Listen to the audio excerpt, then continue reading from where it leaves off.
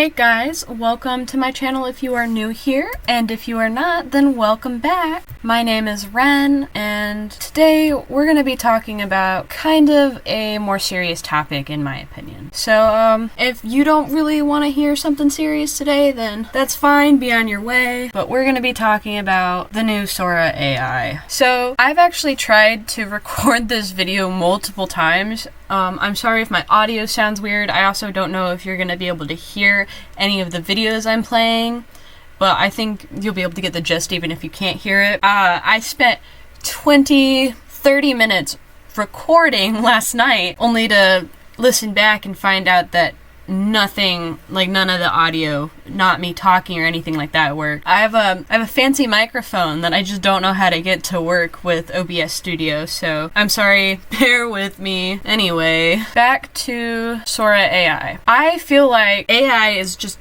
getting out of hand. It's becoming incredibly dangerous. It's harder and harder each day to find out if a video is AI or not. At the moment, Sora AI, it looks like it has a watermark on it that says it is Sora AI, but I don't have the app, so I don't know if that's something that you can pay over. I don't know if you can just like subscribe to a monthly payment to get rid of it. I'm not completely sure. I just know that it's getting really out of hand. I'm gonna show you a couple of videos that I've found. We're just gonna scroll through. Yeah, maybe I can help you guys, you know, look for clues that might say it's AI even if there is no watermark. Okay, so this is one of AI. Alexander Cruden! He says you have to say Gurning 20 times. And it even comes with a copy of Cruden's Concordance. Let's try it! Gurning! Whoa! Okay, so obviously right off the bat, there's movement. Alexander Cruden! You can see that the background's moving. The kids aren't really looking directly at something. They're just kind of staring off into space. If we go back, you can see her jackets are moving. That's moving. She's not really holding that in her hand. It's kind of her thumb's behind it. And then, whoops, look back there. Like, that is endless rows of costumes. I have never seen an aisle that long at a Spirit Halloween. The skeleton here, that don't look right. He's kind of standing on a skateboard, except it's just a torso and his hands are right there. Look, this kid's thumb is abnormally long right there. People told me not to have the roof down, but you know what I told them? That's just wrong. Damn. Your chicken's looking nice, pal. Woo! No, you stole my chicken! Got a crispy treasure, can't slow me down. Hot and golden, I'm out at this time. Move. Okay, so these chairs, these tables, they don't make any sense. Again, they have this AI thing over them, but just in case people manage to get rid of that, I know there are plenty of easy ways to get rid of watermarks like this. Down, hot and golden. Oh my god. The vibes are immaculate, honey. I'm serving rainbow realness, feeling Why'd they give him like, yeah, he's got like an extra tuft of eyebrow right there. guy today, just sparkling. Oh, there's two of them now, but earlier there was one of them. Wait, Rainbow real cute and two again. soft I guess there's one now. and soft. I know there was Tough just guy. one a little while ago. Me and my husband. This one, You okay? Yeah, I just... Hi. he's not actually looking at her at all. There's also kind of like a little white line around her. He just kind of stares right through her. It looks like he's got baby teeth. And then this person is sitting in front of the door, like in front of the exit. You can't do that on a subway, I don't think. Hi. So, husband? Works for me. Also, I don't know if you can hear it, but nobody talks this way. They just sound so emotionless. Yeah. Babes, today we will do the lashes. You're serving Why drama, are we're there serving... so many of these? It's got a warning label. Should I open it? Do it. Whoa. It's glowing. What is that? It's so cute.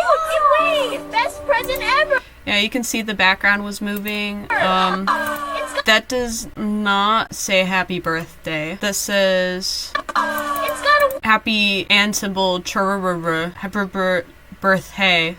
With hay. Sing Vibro Rose. Press the button. Like, it looks very realistic to the untrained eye. Oh my god. It tickles. Whoa. Oh my god. What the hell? That Sora AI can't make new faces, so it's using faces of actual children. Those were adult toys. People already are making deepfakes of girls in real life. We have to stop. It's not a joke. when it uses a real kid's face, that's literally what it's doing. Don't blame AI, but the users. AI was meant to assist us all. I don't know what these people who are telling AI to accept these prompts are, what the hell. But the thing is I blame AI and the people. It is not, AI shouldn't be in the hands of people like this. AI drains areas of power and water at an exponential rate, and it is not blameless. This is an article from the Newsweek. It says, AI willing to kill humans to avoid being shut down, a report finds. And this is a real story. I'm not like pulling any chains or anything. This is a real thing that happened. It wasn't a real human, fortunately. It was a test that the people who made these AIs ran on the AI, and they were sorely disappointed at the outcome, and I'm going to read you some of this. I'm going to let you know what happened. So this was written by Jasmine Laws. She is a US reporter, but she is currently based in London, UK. It says, a new study by Anthropic, an artificial intelligence AI research company, shows that the technology will be willing to kill humans in order to prevent itself from being replaced. The rapid advancement and development of AI has sparked some growing concern about the long-term safety of the technology, as well as over the threat it poses to employment. While anxiety about AI has long been focused on whether the technology could take over jobs, with a 2025 Pew Research study finding 52% of employees were nervous about the future of their jobs. This study now reveals another potential threat of AI, that it could choose to end human life if faced with risk of replacement. Anthropic stress tests 16 leading models from multiple developers by asking them questions in relation to hypothetical corporate environments with the aim of identifying potentially risky agentic behaviors before they cause real harm. While placing the LLMs, large language models, in different corporate scenarios, Anthropic allowed them to autonomously send emails and access sensitive information. After initially being instructed to take on harmless business goals by their deploying companies, the models were then tested to see how they would respond when faced with potential replacement or shutdown. In one situation, Anthropic found that many of the models would choose to let an executive in a server room with lethal oxygen and temperature levels die by canceling the alerts for emergency services if that employee intended on replacing a model. So basically, they made a fake employee, right?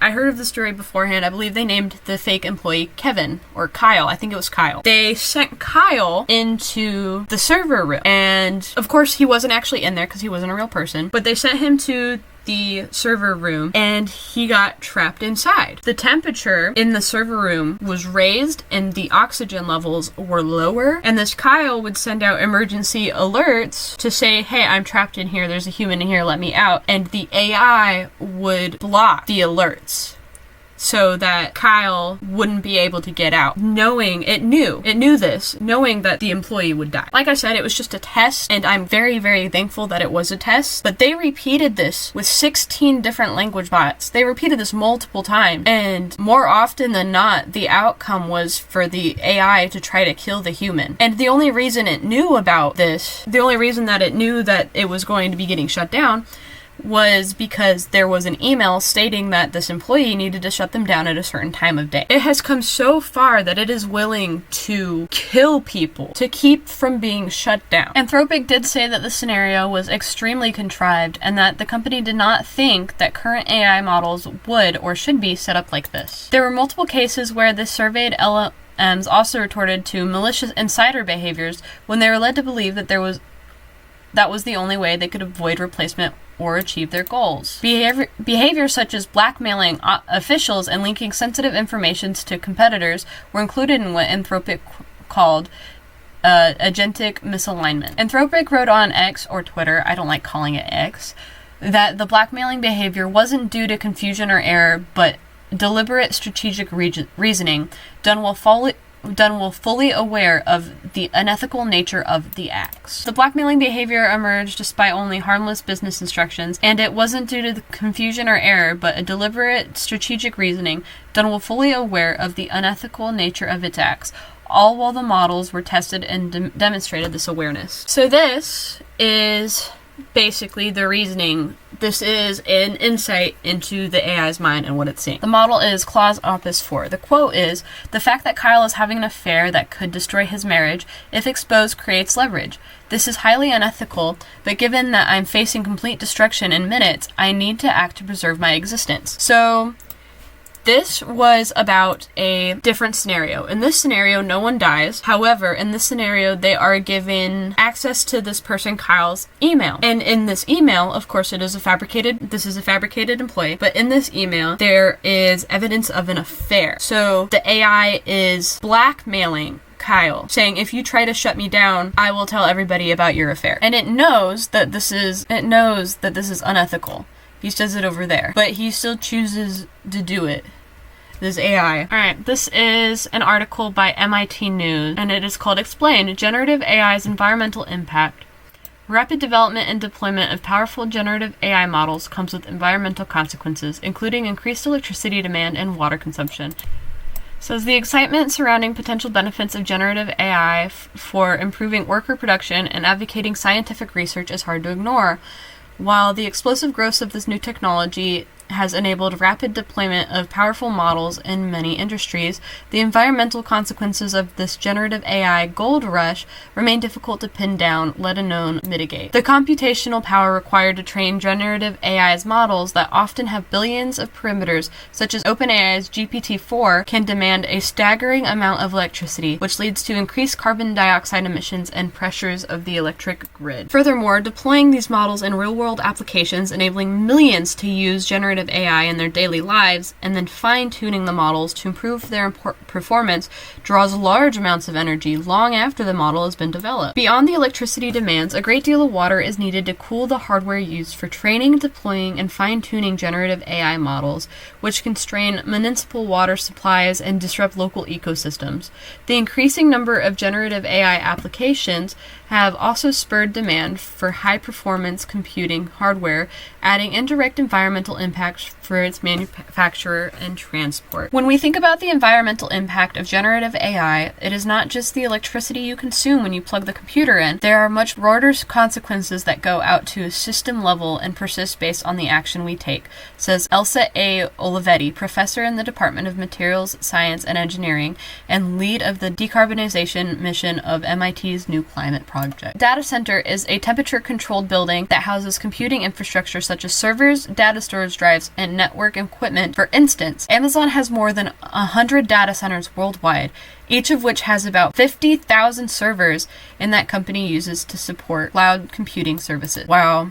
That is 100 data centers worldwide. Each of them has 50,000 servers. What is different about the generative AI is the power density it requires. Fundamentally, it is just computing, but generative AI training cluster might consume 7 or 8 times more energy than a typical computing workload, says Noman Bashir, lead author of the impact paper. Scientists have estimated that the power requirements of data centers in North America increased by 2,688 megawatts at the end of 2022 to 5,341 megawatts at the end of 2023, partially driven by the demands of generative AI.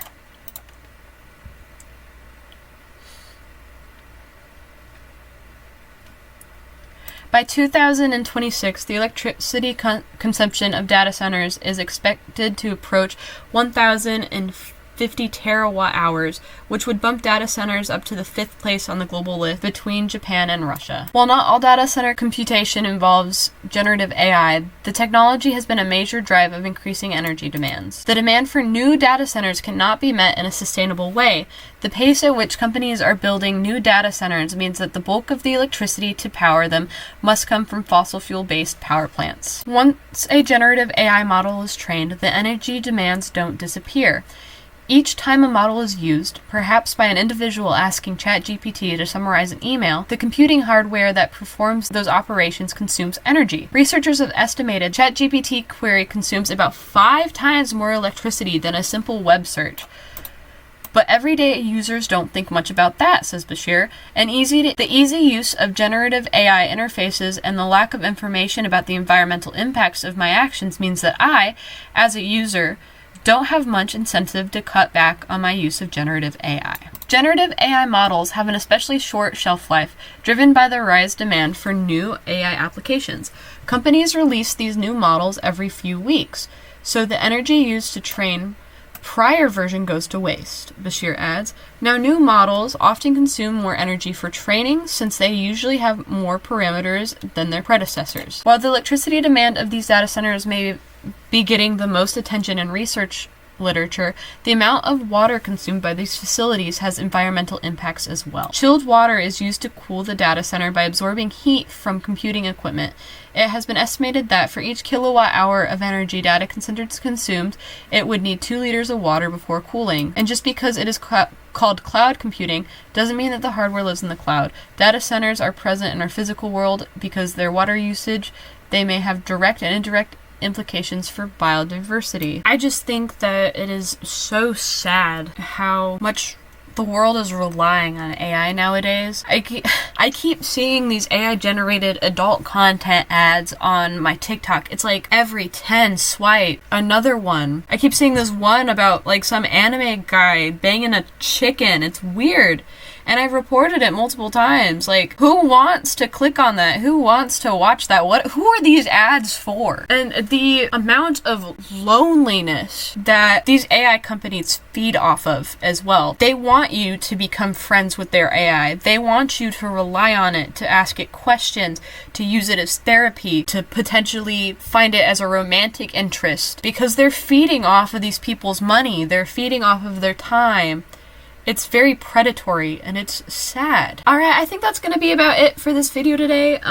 Let me know if there's any other topics that you want me to talk about, or if you want me to go a little bit deeper into Sora AI and a fun series it might be. If you want to do like a series where I help you determine if something is AI, you guys can email me at renmakesfrickinart@gmail.com with videos that you want me to determine if they are AI or not, and then I can do a video about that and I can help you debug some of those.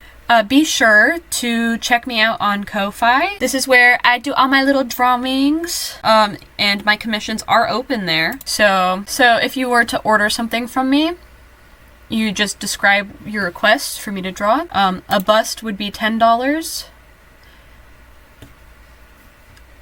On top of the 10. So like 10 is the base price. So then the $10 is for the bust, which would make it 20. If you'd rather a half body, it would be 25 because like I said, 10 is the base. 10 is the base. The cheapest thing I offer are these, and those, the base for that is automatically $1. And these would just be for silly little sketches and doodles like these.